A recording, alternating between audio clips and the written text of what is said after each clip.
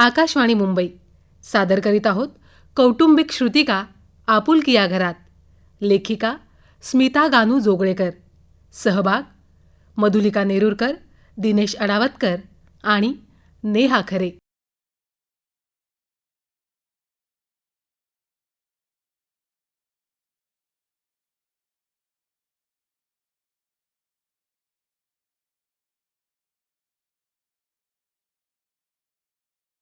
बाजारात जायचंय बरं का. अरे सणवार आहे, त्याची खरेदी आहे, थोड्या नेहमीच्या वस्तू आणायच्या आहेत. हो हो हो. फार घाट घातला नाही तरी आपले सणवार जमतील तसे साजरे करत राहायचे रे. हो ना हो ना. रोहित, मी काय सांगते तुझं लक्षात नाहीये. तो मोबाईल जरा वेळ बाजूला ठेव ना. अगं हो हो हो. हा घे, ठेवला मोबाईल बाजूला. बस खुश ना आता. अरे खुश किंवा नाखुशचा प्रश्नच नाहीये. मी काहीतरी महत्वाचं सांगतेय आणि तुझी गाडी हा हा हो हो हो हो ह्याच्या पुढे काही जातच नाहीये. तू बोल ग, माझ्या कानावर पडते तुझं बोलणं.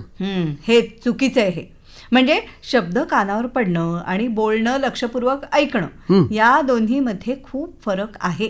बरं, मग मी तुझं बोलणं ऐकतोय लक्षपूर्वक असं म्हटलं तर तुला बरं वाटेल ना?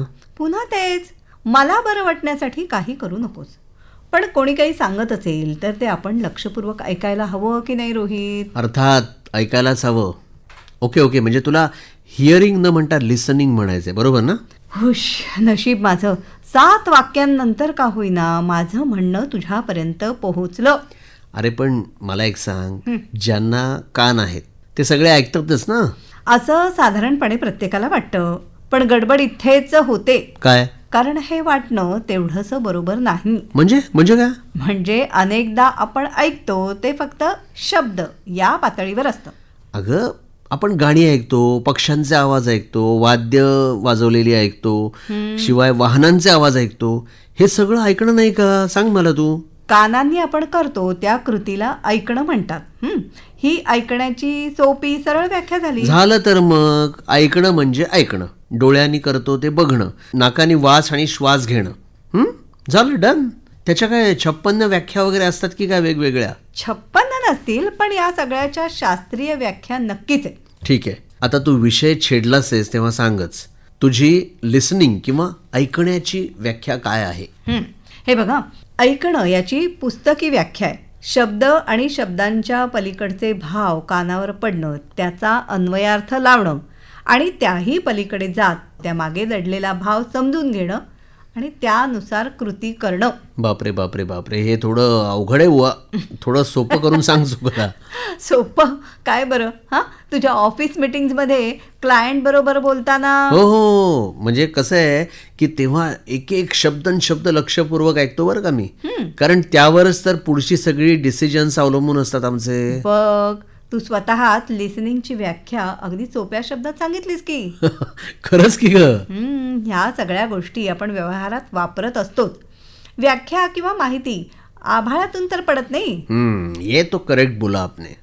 गंमत म्हणजे ऐकण्याचे सुद्धा बरेच प्रकार आहेत. हा, म्हणजे खाली बसून ऐकणं, बाकावर बसून ऐकणं, उभं राहून ऐकणं आणि लास्ट म्हणजे थोडं लक्ष देऊन आणि डोळे मोठे करून 2 फुटावर बसून ऐकणं. यू मीन लेवल्स ऑफ ऐकणे. तू आपला उगाच थट्टा करतोय. नाही का, थट्टा करत नाहीये. बघ, आता आपल्याच घरामध्ये कितीदा घडणारा डायलॉग आठव. तू नेहमी मला म्हणतेस की अरे तुला हे मागे सांगितलं होतं, एवढं कसं लक्षात नाही तुझ्या? म्हणजेच बायकोनं सांगितलेल्या गोष्टी आपण इकडून तिकडून गेले वारे असं म्हणत एका कानाने ऐकून दुसऱ्या कानाने सोडून देतो. पण हे नेहमी असं होत नाही सुखदा. मी बऱ्यापैकी बरंच ऐकतो तुझं. अरे आम्हा बायकांच्या डोक्यात ना एका वेळी 56 गोष्टी असतात. त्यामुळे मग एकातून एक, दुसरा, तिसरा असे विषय निघत जाणं तेवढंच, म्हणजे असं ओघाने होतं ते. हो, पण हे 50 विषय म्हणजे 56 विषय तू म्हणतेस ते नवऱ्यांच्या डोक्यात आपोआप कसे जातील सांग? आणि आम्हाला सगळ्यांचे संदर्भ किंवा तुमच्या डोक्यात असलेल्या ज्या लिंक्स असतात त्या कशा लागणार बुवा? आणि म्हणूनच तुम्हाला आमचं बोलणं ही बडबड वाटते. अगं हे बघ, बोलणाऱ्यांनी सुद्धा ना आपलं बोलणं ऐकलं जातंय की नाही हे थोडं म्हणजे त्याचा विचार करायला नको का? सांग मला तू.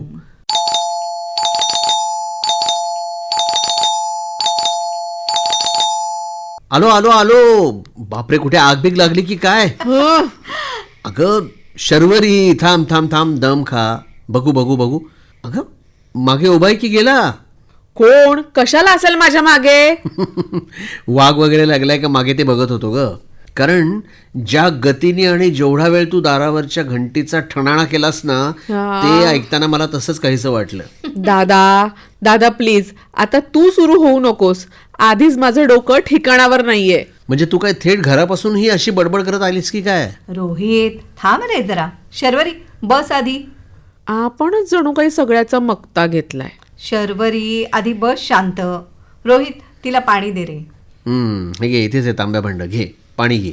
आता बघ सुखदा, तू रोहितला पाणी द्यायला सांगितलंस, त्याने ते ऐकलं आणि मला पाणी दिलं. किती सोपं आहे ना हे सगळं. 1 मिनिट थांब, तुला आधी चहा देऊ का? आमच्यासाठी करतेच आहे मी. नको, मी खाऊन आले आणि चहा सुद्धा घेऊन आले. मला काही नकोय. मला की नाही थोडी मनशांती हवी आहे. मनशांती हवी आहे? काय ग सुखदा, कुठल्या डब्यात ठेवली असती? काय नाही नाही, म्हणजे मनशांती असेल तर शर्वरीला देतो थोडी. दादा प्लीज नको रे आता तू. बरं शर्वरी मला आता शांतपणे सांग, का वैतागलेस एवढी? अगं सुखदा, ऑफिस आणि घर हे दोन्ही नीट सांभाळायचा मी पुरेपूर प्रयत्न करते. बरोबर. पण मोहितने सुद्धा गोष्टी समजून घ्यायला हव्यात ना. आता काय केलं मोहितने? काय केलं नव्हे, काय केलं नाही ते विचार. अरे साधं वॉशिंग मशीन लावायला सांगितलं तर त्या मशीन पेक्षा जास्त मेकॅनिकली हा मशीन लावतो. अगं म्हणजे मशीन चुकीचं लावलं का? अगं 17 वेळा सांगितलंय कोणत्या कपड्यांना कुठला मोड सेट करायचा ते. त्यावेळी फक्त हा हो हो एवढंच करतो आणि मोड चेंज न करता मशीन सुरू करून टाकतो. ठीक आहे ग, परत एकदा सांगायचं. स्वतःला कशाला एवढा त्रास करून घ्यायचा? अगं हे एक उदाहरण झालं. मोहित मनाने खूप सरळ आहे ग. मला त्रास द्यायला म्हणून काही करत नाही, पण सगळ्याची घाई असते किंवा करायचं म्हणून काम करायचं असं असतं. बघ, म्हणजे तू त्याच्याबद्दल चांगलंही बोलतेस आणि त्याच्या नावाने बडबड सुद्धा करतेस. हे काय? अरे दादा, प्रश्न काम करण्याचा न करण्याचा नाही. प्रश्न आहे सूचना नीट न ऐकण्याचा. हा माणूस प्रत्येक गोष्टीला हो असं मोठ्या जोरात म्हणतो बरं का. बघ बघ, म्हणजे किती आज्ञाधारक आहे तो. थट्टा नको रे करू तू. आज्ञाधारक असं गोंडच नाव नको देऊस. तुम्ही फक्त तेवढ्यापुरती वेळ मारून नेता झालं. बरं, पण मग शर्वरी झालं काय नेमकं ते सांग. जाऊ दे, मला पुन्हा पुन्हा सगळं उगाळायचं नाहीये. एकच गोष्ट 10 वेळा सांगून सांगून दमले मी. हा चहा घे बरं, आमचा व्हायचाच होता. आणि आम्ही आता अगदी हेच बोलत होतो. म्हणजे बघ रोहित, घरोघरी त्याच परी असतात. ए बाई, आता तू काय माझी बुराई सुरू करणार आहेस का? कर कर. बुराई नाही रे, गोष्टी ऐकणं न ऐकणं यावर बऱ्याच गोष्टी अवलंबून असतात. मगाशी आपण हेच तर बोलत होतो. गोष्टी कानावर पडणं वेगळं आणि त्या लक्षपूर्वक ऐकणं वेगळं. बरोबर ना? अगदी बरोबर. मी मगाशी म्हटलं तसं ऐकण्याचे सुद्धा किती प्रकार आहेत. हा हा हा, किती छान, किती बरं वाटलं ग हा चहा घेऊन. वा, बाईंचं डोकं आलं वाटतं ठिकाणावर. मग ते आहे तिथे राहू दे थोडा वेळ. सुखदा, तू काहीतरी सांगत होतीस. लिसनिंग या विषयाची जेवढी जास्त माहिती घेशील ना, तेवढं तुला हे प्रकरण अधिक आवडत जाईल. कशी गंमत असते नाही, कितीतरी नैसर्गिक गोष्टी हल्ली शिकवल्या जातात. आता हेच बघ ना, कानांची आणि मेंदूची एवढी मोठी देणगी निसर्गाने आपल्याला दिलेली आहे, पण तिचा वापर कसा करायचा हे कोणीतरी शिकवतंय आपल्याला. बरेचदा माणसाचा स्वभाव किंवा वृत्ती यावर सुद्धा ऐकणं आणि त्यावर प्रतिक्रिया देणं वेगळं असू शकतं, येऊ शकतं. तुमने मुझे सोचने पर मजबूर कर दिया. उगाच चिडले का मी मोहितवर? कसं असतं ना शर्वरी, शब्द काहीतरी सांगत असतात, पण त्या पलीकडे सुद्धा बरंच काही न सांगितलेलं दडलेलं असतं. अरे वा. शब्द म्हणजे पाण्याचे वरचे तरंग, आणि त्या तरंगांखाली खोल खोल बरंच काही सामावलेलं असतं. ते इंग्रजीत काय म्हणतात, बिटवीन द लाईन्स. ते वाचता ऐकता आलं पाहिजे. वा वा वा वा सुखदा, किती छान सहज सुंदर शब्दामध्ये मांडतेस ग तू सगळं. भारी भारी, आवडलं आपल्याला. माणसाला मनाच्या खोल तळातून काहीतरी गवसलेलं असतं आणि ते तसंच्या तसं समोरच्यापर्यंत पोहोचवायचं असतं.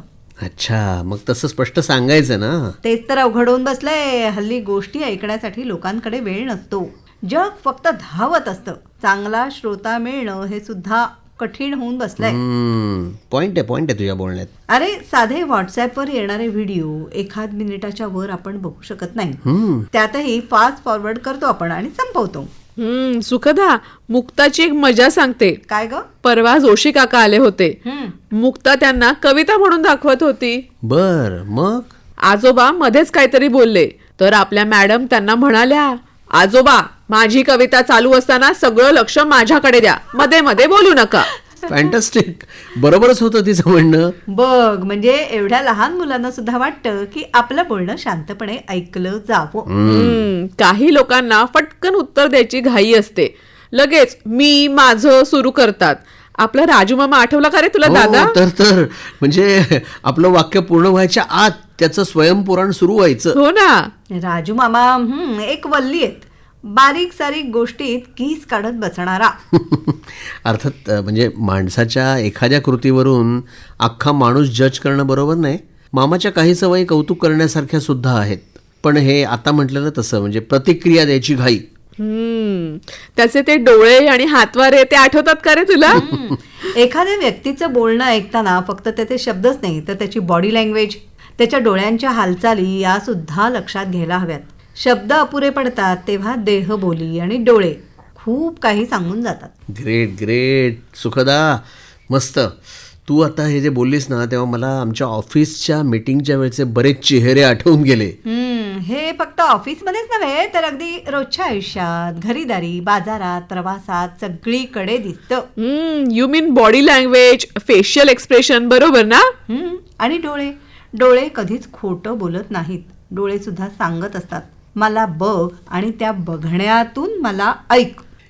ऐक जरा ना. कसलं भारी रोहित. परत म्हण, परत. काय म्हणू? तू आत्ता म्हणालास ते ऐक जरा ना. तुला आठवते का इंदिरा संतांची कविता? तीच ना ग.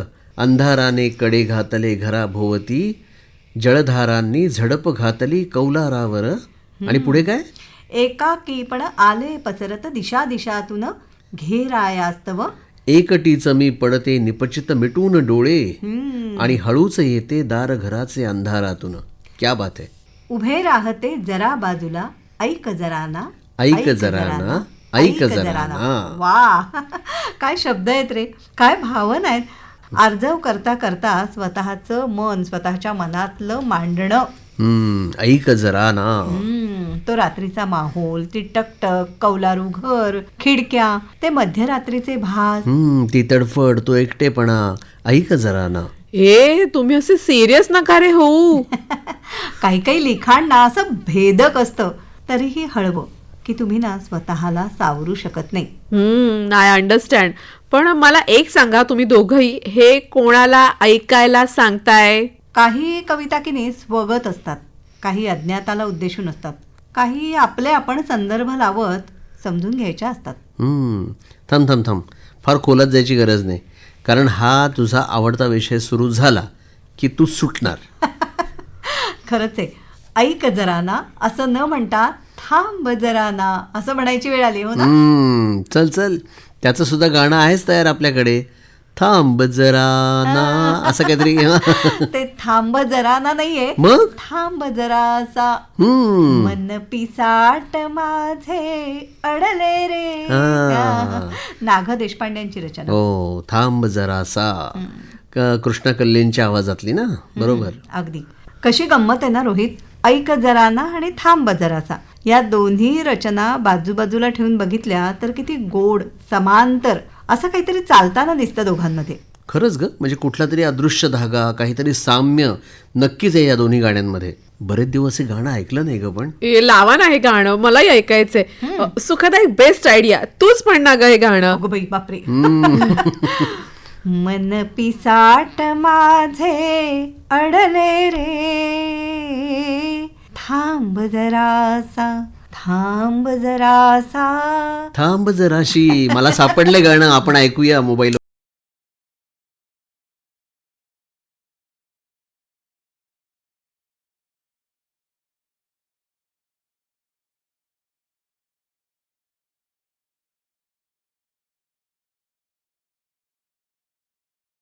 कृतिका आपुलकी या घरात आत्ताच आपण ऐकली.